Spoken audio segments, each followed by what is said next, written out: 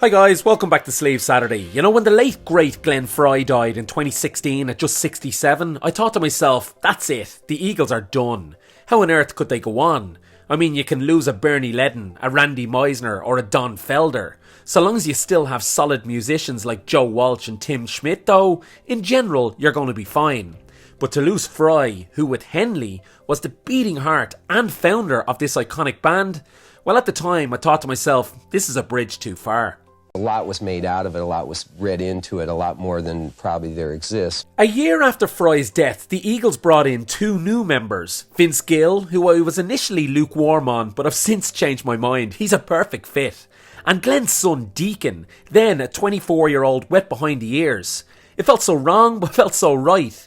Every time the Eagles come to Dublin, my dad and I set off on our pilgrimage into town to see them. They last visited in 2019, and Deacon at this point had been with the band for a couple of years. Watching him play and sing on stage was just a pleasure. It was like Glenn had come through a Stargate from the 70s and walked onto the stage. He was the image of his dad, the stance, the outfit. It was like Glenn reincarnated.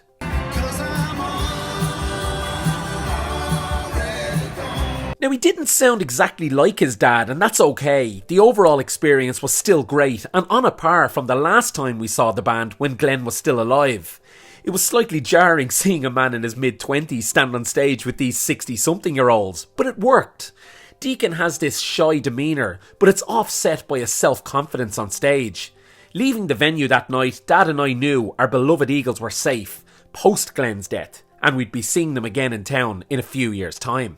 And it was really just extraordinary. But then bang, in April of this year, the band announced that Deacon would be leaving the group to pursue a solo career. But why? What happened?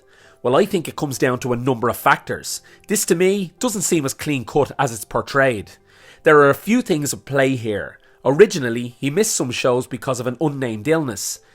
Then there was the official statement, which basically thanked Deacon for stepping into the breach after his father died, and wishing him well, while still leaving the door open if he ever wanted to rejoin them on stage again. Now that sounds amicable and peaceful enough, doesn't it?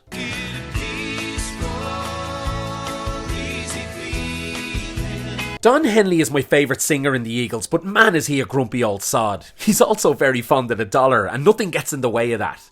Although Deacon was announced as an official member, I'm willing to bet he wasn't getting paid an equal wage.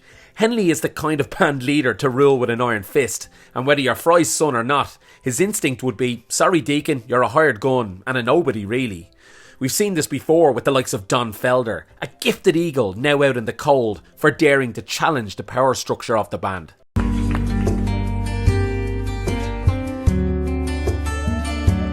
Felder wrote the music to one of the band's most iconic songs, Hotel California, and he still wasn't compensated fairly. This was Glenn and Henley's band. If you don't like the hired gun status, then piss off. I'm convinced the same thing happened here with Deacon. Now you could also argue that a man in his mid-20s doesn't want to be stuck under his father's shadow all his life, and that's fair. I'm sure there was an element of Deacon that wanted to do his own thing and be his own man and forge his own path. But he could have done that while in the Eagles. The band is essentially a legacy group now. Long Road Out of Eden will be their last record. They tour every couple of years and that's it. Deacon had the exposure to stadiums of people. He could have kept doing that and released solo material every other year. The only other option is to take your chances playing clubs and sheds like every other two-a-penny singer-songwriters out there. Frey has the talent and something a million other buskers around the world don't. A mega band to tour with and get your name out there. Vince Gill plays his own solo material at Eagles gigs. Deacon could have done the same thing. I'm going to sing what my dad used to sing. This can't have been his decision solely. Why would he give it all up? I believe this came down to Henley and his dictatorship ways. Now look, I'm sounding like I hate Henley here. I really don't. I adore the guy's music, both in the Eagles and out of them as a solo artist. But man, I wouldn't work for him.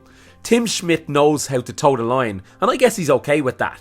People like Felder, who we know for a fact challenged it, and people like Deacon, who I suspect wouldn't put up with it, are just tossed to the side. Guys, it's a real shame it came down to this, but at the end of the day, as a fan or a band member, you just have to accept it's Henley's way or the highway. I'm curious though guys, what are your thoughts on all this? Why do you think Deacon left the band? Sure, let me know in the comments, and don't forget to like the video and subscribe to the channel. I'll see you next time.